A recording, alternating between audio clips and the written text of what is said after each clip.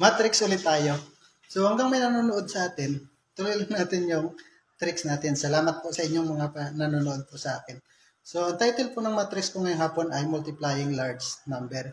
Di ba po medyo mahirap pag nag-multiply tayo ng mga 2-digit number tapos matataas. So kailangan natin calculator. Dito, hindi na natin kailangan ng calculator. Ganito lang po siya.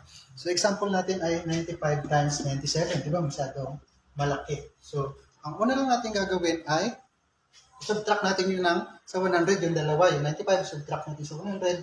Yung 97, subtract natin sa 100. So 100 minus 95, 5. 100 minus 97, 3. Sunod, yung dalawang sagot, pagsamahin natin, 5 plus 3, ang sagot ay 8. Tapos yung 8 na yun, i-minus natin yung 100, minus natin ng 8. 100 minus 8, 92.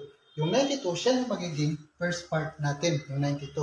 Then sunod, yung sagot na 5 at saka 3, ipag-multiply natin.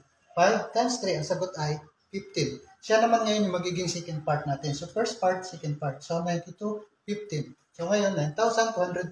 Yun na po yung sagot dito sa 95 times 97. Ganun lang po. Thank you po. So hindi natin kailangan ng calculator.